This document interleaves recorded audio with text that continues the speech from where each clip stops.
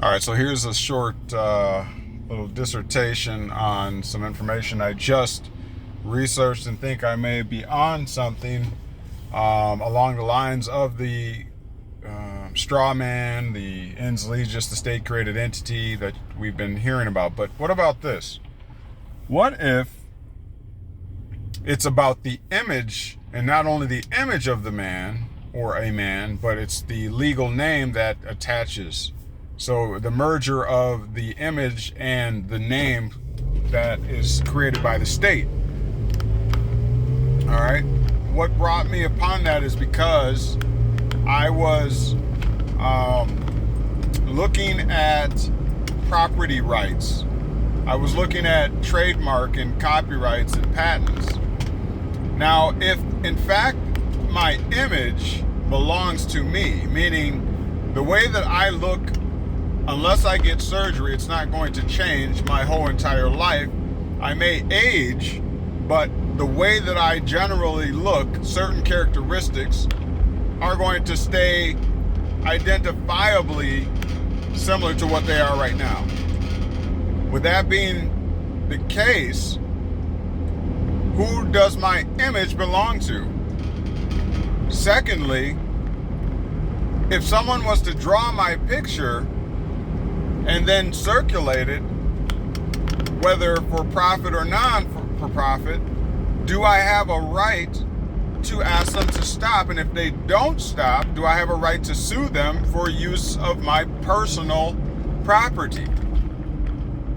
Now, if that is plausible, rational and reasonable, then why is it not plausible, rational, and reasonable to say to the state, stop using my likeness? Where are they using this likeness? They're using this likeness on the driver's license, the non-driver's ID card, and the passport, and so on, and other places, right? So if I elect or not or unelect to allow the states, the local governments, the federal governments to use my likeness, which belongs exclusively, to me, do I have that right? So I found, just a brief Google, the right of personality.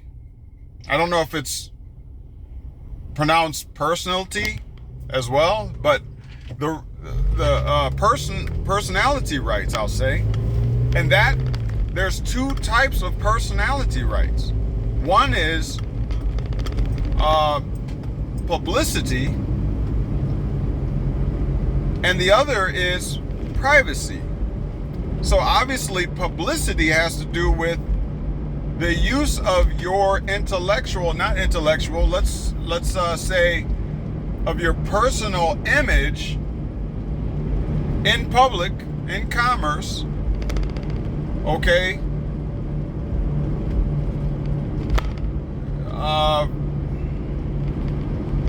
Whether contractually, for gain, for profit, okay, or what have you. The other side of that is privacy or privacy. That's the other right. So I have a right to my own property, and anyone that uses it without my permission is trespassing. It's an actual tort, a wrongdoing. And so just considering that, how much control do we have? Yes, we've all elected, most of us have elected to allow the DOT, Department of Transportation, the motor vehicle, to create ID cards with our picture. We sit there and take the photo, and then they use that and put all the legal jargon on there, and then we sign. And what I found is that those ID cards, the driver's license, the non-driver's ID, and the passport, they are known as evidence. In fact, if you check the SS5 form, which is the application to attain a Social Security card, you'll see on page 2, I believe the heading is evidence of identity. Read that paragraph there that states that you, as the applicant, must provide current, unexpired evidence of your identity in your legal name. Okay? So obviously unexpired meaning, your license, you look on the date on the license, it says whether it, when it will expire.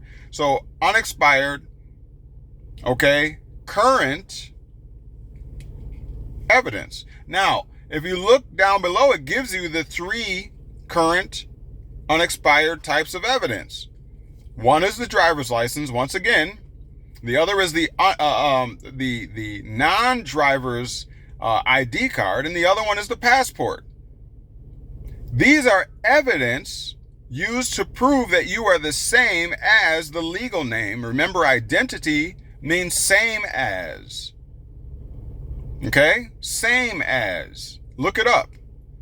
And so you are essentially using state property, the Department of Transportation driver's license, they create that. All you do is sign, and what you're doing is signing evidence that you are a state-created entity. You are the same as the legal entity, the legal name. You are the same as the legal name. Who gets a legal name? Obviously, a legal entity. So why are you doing that? What is the scheme behind it? Well, here it is. The scheme behind it is that in order to create a debtor, okay, you must be categorized as a person. And a person is an individual, a corporation, or any other legal or commercial entity. That is how the UCC, the Uniform Commercial Code, classifies it, okay? So why is this important? This is important because it's all a debt paradigm. It's a debt paradigm. It's all about debt. It's all about bankruptcies. Okay? The upper echelon, the elite, the bankers, the attorneys, they are preying on your assets. An attorney handles your bankruptcy, and they take on the title of a trustee. They're handling it on your behalf. Okay? And so it's important, in order for them to be able to do that, that they recognize you. You might say recognize, but if you've been hearing any of my deliberations, my videos, and my studies, the proper way, the only way that makes sense is to say it, recognized. Because that's what's happening to you. You're being transformed into something necessary to categorize you as a debtor. And the only way that can happen, here it is if you are separately incorporated. Look at the UCC. Look at separate incorporation. Look what it takes to become a debtor or a person, and you'll see that it requires a separate incorporation. Why is that important? Because a man cannot be a debtor. A man cannot be a person. The Constitution says we the people, not we the persons. Because a man in the flesh is essentially the king. Who created states? Who created the government? Men did. Man did. Woman and man. created these governments, these local, state, federal governments. It's not the other way around. So how can that thing that is created go against the one that formed it? That is an actual Bible scripture. How shall the thing formed say to he that formed it, why did you make me this way? Okay? It's Pinocchio all over again. I'm a real boy. He wanted to be a real boy. He didn't know he wasn't a real boy, right? It's Mickey Mouse. It's Fantasia. It's Disneyland. This is the land of debt. How do you get trapped in it? By allowing yourself to take on a new name, a new identity, a legal identity. You're being robbed, you're being pillaged, your assets are being taken from underneath you because you are allowing a new name to be placed on you. And by name, that means an indicia in the Latin, and that translates to a mark. And that a name and mark and indicia translates to a distinguishing characteristic. That is how you are being robbed, raped, and pillaged. That is how you are being bankrupted. All right? Unless you know how to play the game of Monopoly, it will continue. The way to fix this whole paradigm, this paradox, is to stop allowing them to name you debtor, obligor, plaintiff, what's the other one? Defendant, parent. These are all reclassifications. You are a man or a woman created. You created the state. You created the government.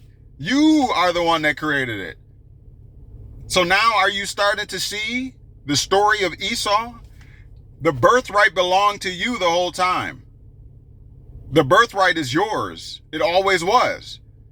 There's a faction of people who are coming to steal that birthright. And they're getting you to trade your birthright for a bowl of soup. And you're doing it. For what? Esau traded his birthright for convenience. He wanted instant gratification.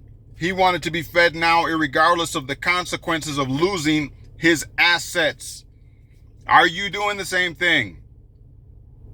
I have righteous indignation right now because this is uncovering here, and I'm trying to tell people, you keep saying that this is the greatest country. I would like to follow that same sentiment, except for the fact that, I study and I find the truth. And you should too. The Republican form of government you are guaranteed is slipping away. Look around you. Stop being involved in the distractions of politicians that are lying to you on a constant basis. We're at odds with each other as the people. We the people. We're at odds with each other. Why? Because they're playing us against each other. Why? So they can bankrupt you. They can reclassify you, recognize you into something that they can bankrupt, because they are just civil servants. They all wear masks. Look at a judge who wears robes, right? Who does that? This is 2020.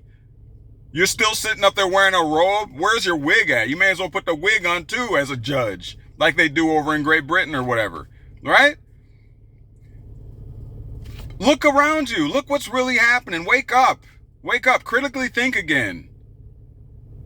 The people are the power, and they are using your energy against you, and they're enslaving you with legalities. They are not operating in the law. Ask an attorney, what is his title? What is his profession? He's going to say, I'm an attorney at law, not in law. Why? Well, because there's a difference between being at someone's house and being in someone's house. You got to actually walk into the door. You don't walk in the door, you're still at the house. There's a difference. That's free. Take it or leave it. Anyhow, I'm fired up today. I had a great court hearing today, and I declared the Republican form of government. All right? And I called out the tyranny and sedition. Okay? But later for that. Perhaps I'll share some of that with you. But I'm standing on the constitutional guarantees. I'm standing on the first 10 amendments to the Constitution known as the Bill of Rights. Do you know them? For he who does not know his rights has none. I am fired up today, guys. It's time to wake up. If you want your country back, there's only one way that's going to happen. And it's the same way that it's happened every single time. And that is Revolutionary War. It is. That's the only way. Think about it. Think about it. I'm not saying to do anything. All I'm saying is wake up. Stop being sheep. It's time to do what we need to do, people. Stand upon your rights. You can call them God-given rights. You can call them natural rights. You can call them absolute vested rights. Call it whatever you want to. Just do something about it. And stop being distracted by sports. By, I don't know what else. I don't even watch TV. I mean, I watch some legal programs and things like that. My wife actually got me into, what is that show? Suits. I'm getting sick of that now too, because it's just all drama. You know, everything is a distraction, guys. Everything is a distraction. We're not doing the things that we actually should be doing. And that's a doggone shame. Because you know what? While you're thinking in your 40s and 50s and 60s that none of this really matters, I'm just going to go away. I'm just going to go to heaven and be gone. You know, I'm going to die anyways. While you're thinking like that, what about your grandchildren? They're going to have to live in this paradigm. Yeah. You want your children to be enslaved, to be in debt? Look at college loans. The whole world is complaining about that. Why is it like that? Have you asked that question? Why is debt the thing to get you in? A debt note. Federal Reserve notes are just debts to the bankers. The Federal Reserve, it's not even a government agency. Why aren't you stopping that stuff? They won't even audit them. Trillions of dollars disappearing, and no one's doing anything about it. Then when your taxes are raised and they're slowly taking away your rights, you still don't do nothing about it. You just boo-hoo and cry, and then go back to watching your shows, your reality TV, your football games. Your country is dying. Anyhow, enough said. I'm gonna go on with my day, but I'm on the battlefield. All right, I'm on the battlefield. I'm not joking around anymore. Knowledge is power. Do you have it? Courtney with CCOP research. You gotta look past. You gotta excuse me, but I know what I'm talking about, and you should too. All right, join, get active. There's not much time left. I guarantee you that. Do something. Get active. Join me every Monday night, 7 p.m. right here, CCOP Research. Like, subscribe, and share. Do something to save the Republican form of government. All right? Do something. It's for the children. It's for the country, for your territory, for your assets, because they're coming for your assets. All right? All right. Well, anyways, thanks for tuning in. And yeah, I'm going to dial it back and move on with my day. Be blessed. Find God in your day. That was always my moniker, but it has much more meaning today than ever before. All right. We'll talk to you soon. See you Monday, 7 p.m. live. Don't forget, we take phone calls now. I want to hear what you have to say. All right. Don't be afraid. Knowledge is power. We got to get out. Bye.